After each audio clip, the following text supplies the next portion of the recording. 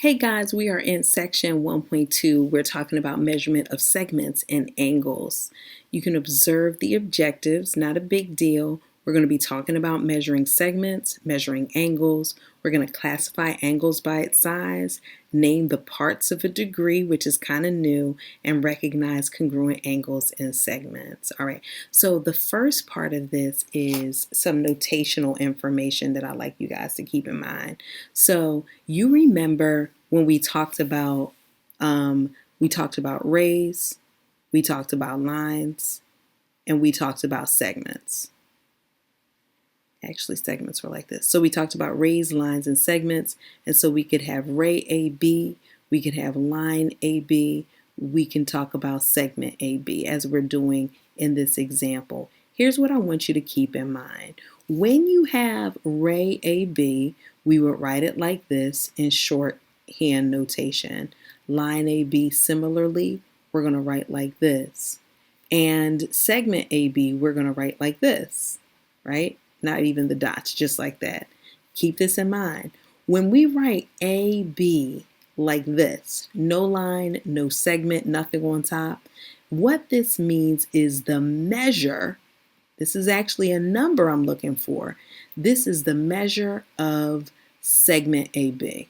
That's what this means. So that's what we're going to talk about here.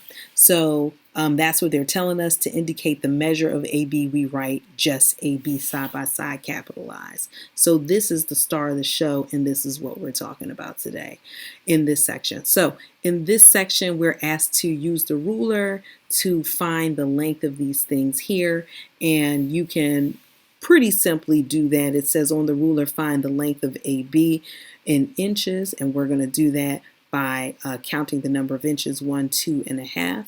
So we've got 2.5 inches. Pause me if that's not making sense. Make sure it makes sense to you. The length of CD in centimeters would be 1, 2, 3, 4, 5. 5 centimeters is what I'm going to write here. Should put inches here.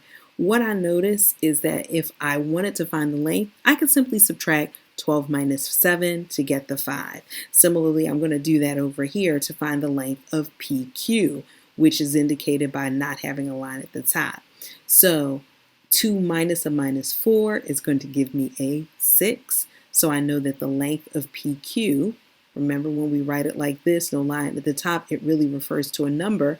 And in this case, it refers to 6. So that's how we will measure a segment. Nothing drastic or that deep, but this notation, the AB with no line or the two letters next to one another, has to be memorized, and you need to make sure that makes sense. All right, let's talk about the measure of an angle. When we measure an angle, we're usually going to use a protractor. All right, so the protractor is this thing here. You've seen them around the house, you've seen them before, and what we do is we start off by making sure our vertex is sitting on the center, the most center marked part of the protractor. Then we make sure that one ray of our segment, one ray of our angle, one side of our angle will pass through 0, and from there we start counting to figure out what the open measure is. So let's say this angle was angle, I'm going to call it BOA. BOA. Let's say that's what we're dealing with here.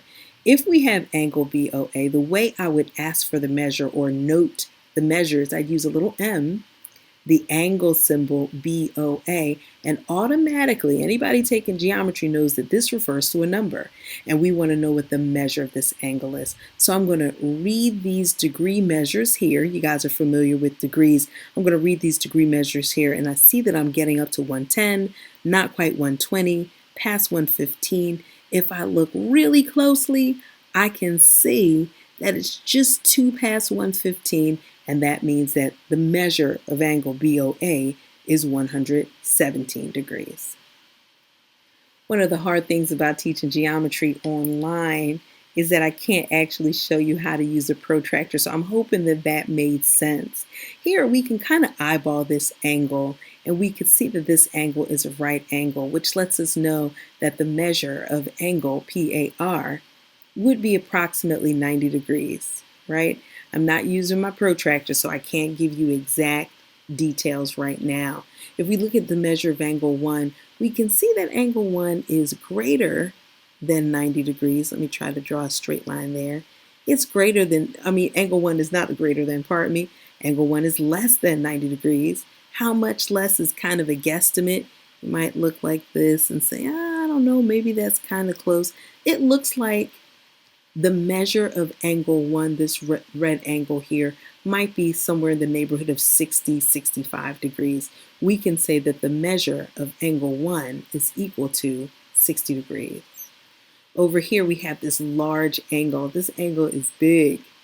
Notice this angle is greater than a would-be 90-degree angle. So angle BOC is large. When we have a large angle like that, we call it obtuse. So the measure of angle BOC could be estimated. When I look at this, I'm thinking this is 90, this looks like 45. I would say estimated to somewhere to be like 135 degrees. Your text suggested the estimation being 130, which is not terrible at all. We definitely could probably handle this better if we could use a protractor together. All right, so hopefully that's making sense how you would use a protractor, even if the angle was, quote, turned upside down. Here's a bit that we need to keep in mind. We need to know how to classify angles by their size. And so in this case, we get 4 categories. We have acute angles, which I think of as cute and little, meaning that these angles, I use that just as a memory device, are less than 90 degrees. They're less than those right angles. Right angle triangles are exactly equal to 90 degrees. Obtuse angles are greater than 90-degree angles, right?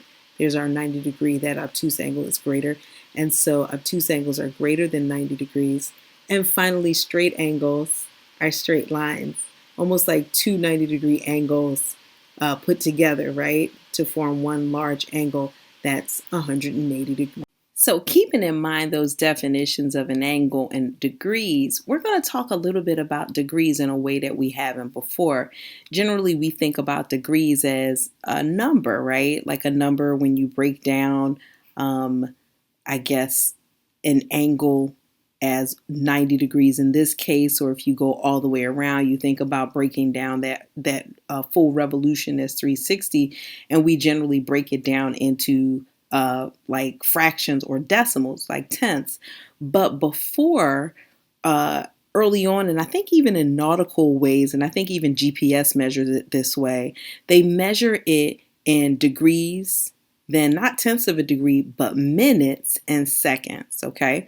And so the degree, minute, second situation takes the degree, then it breaks the degree down into 60 minutes, then it breaks that down into parts, 60 seconds. So this is what it would look like. 1 degree is broken down into 60 minutes. 1 minute is broken down into 60 seconds. And yes, we are not talking about time. We are talking about the breakdown of an angle. So for instance, if we were talking about 87 degrees, 87 and a half degrees, that half degree would be considered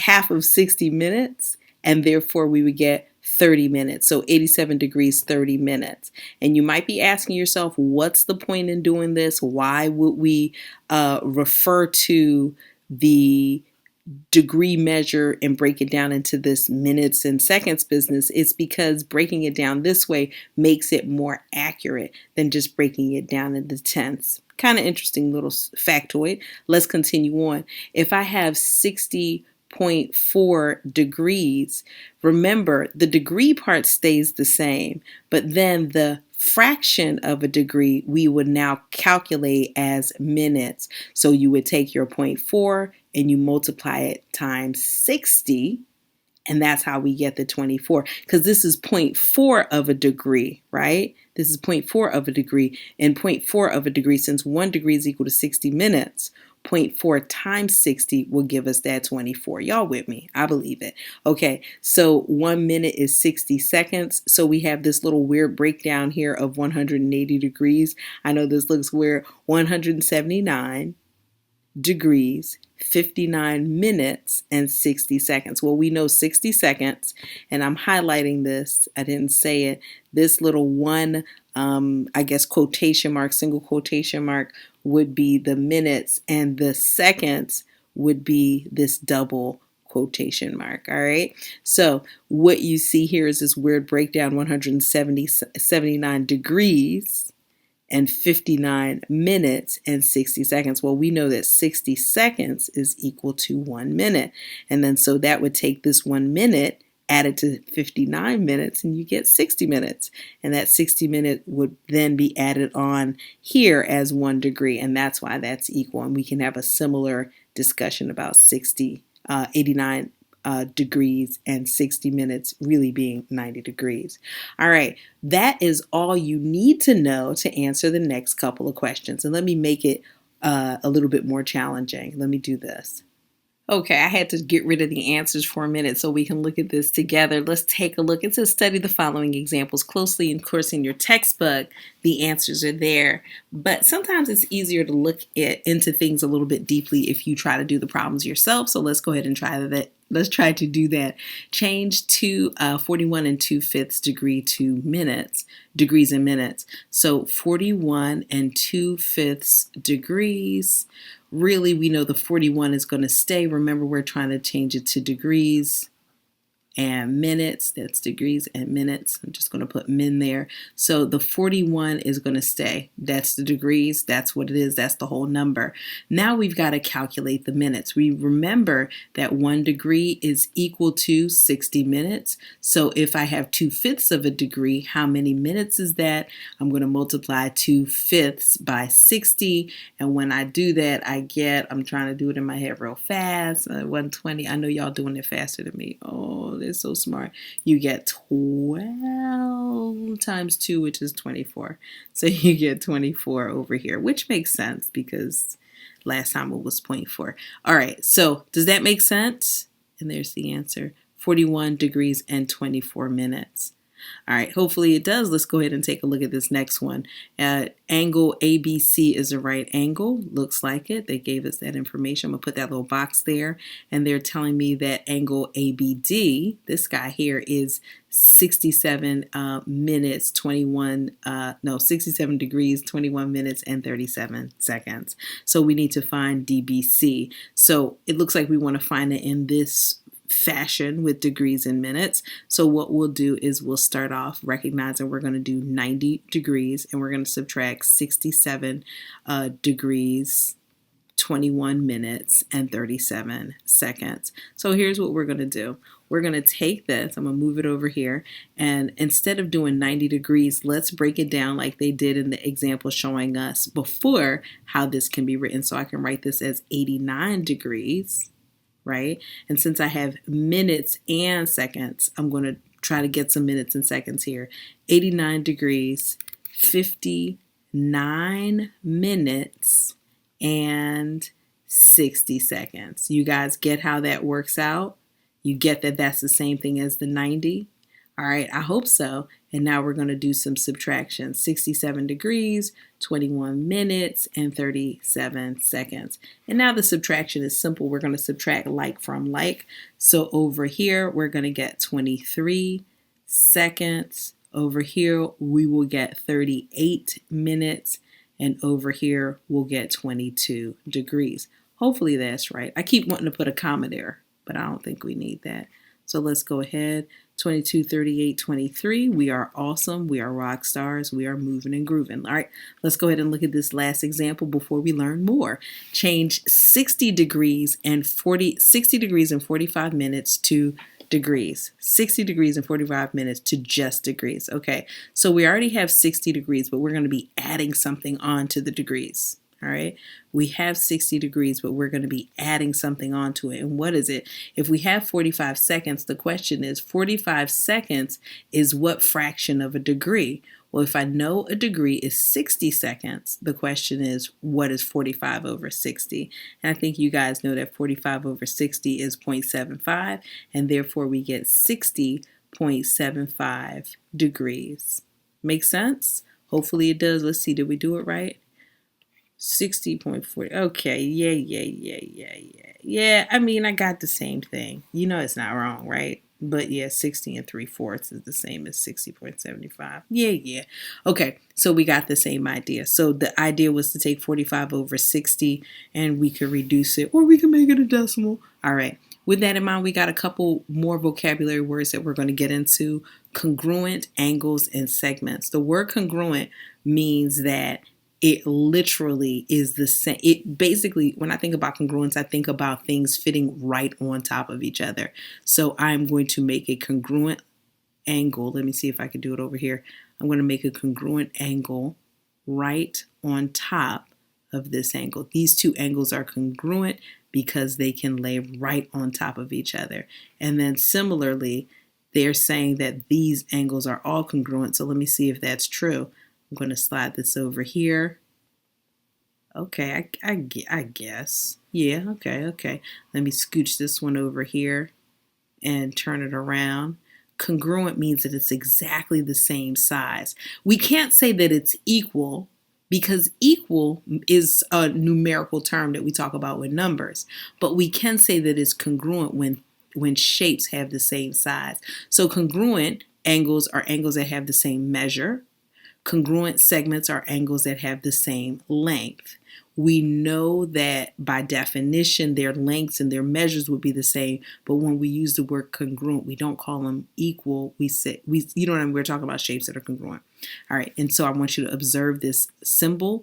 It's an equal sign with a little tilde on top that refers to congruence in geometry. All right, okay. So with that in mind, often we use identical tick marks to indicate congruent angles and segments. So that's what this little bit here is. So if you were looking at like a picture, you can recognize that this indicates that these two are equal because this is the same shape on W and X. Also, this over here, these tick marks or hatch marks, some teachers call it, indicates that both ZW and YX are similar in length, are equal in length. Also over here, notice the symbology, the symbols that are the same here and here to indicate that these guys are equal.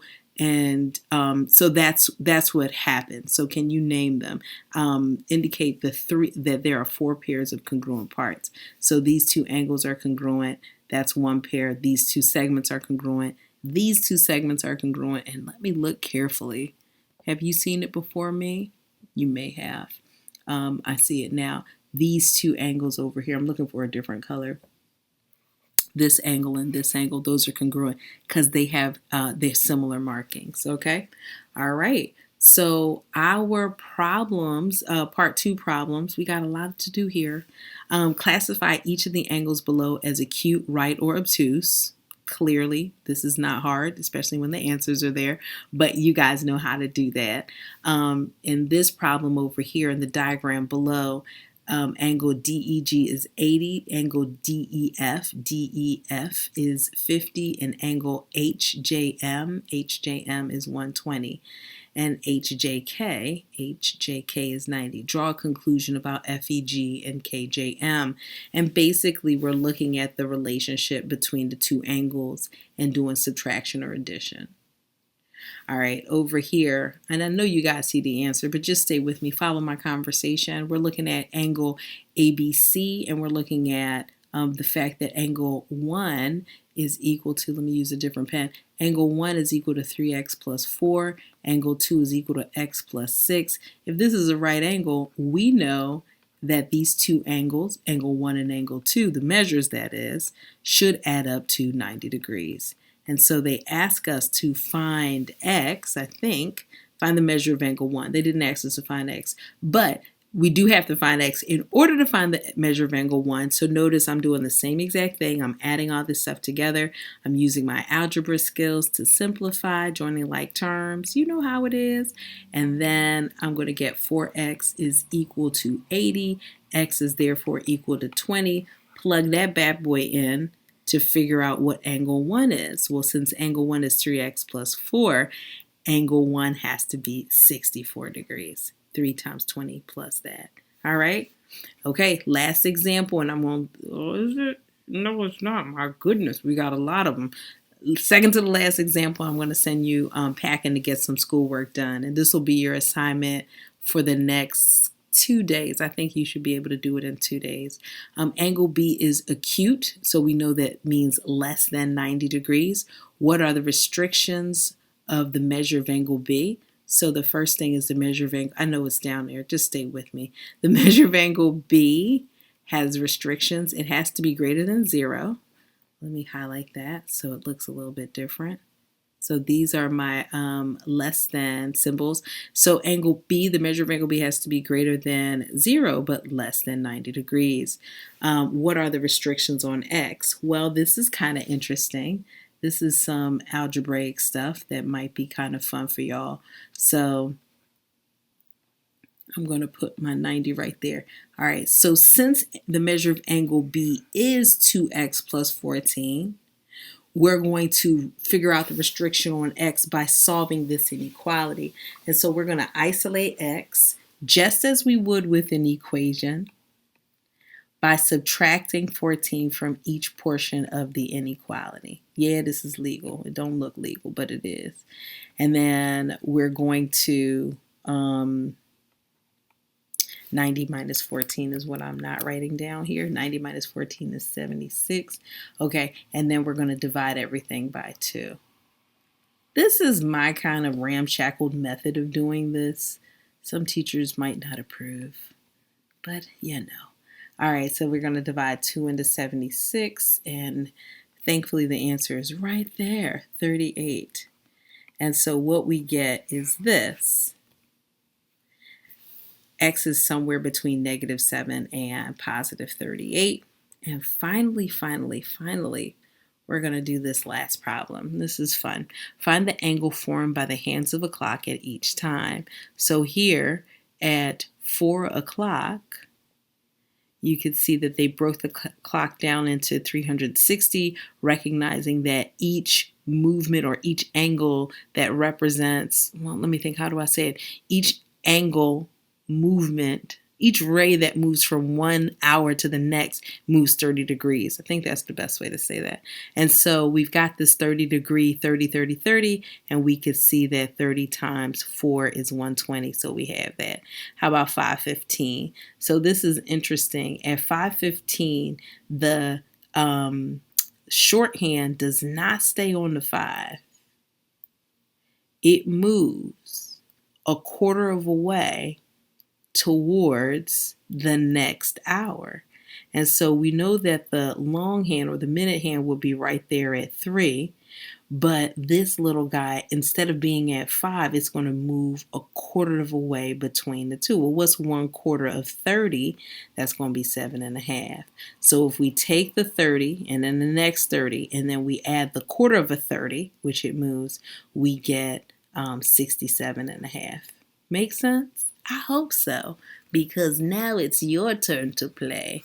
I'm going to ask you guys to finish up this problem set. Your problem set is going to be on pages 14 through 23. No, 14 through, that's too big.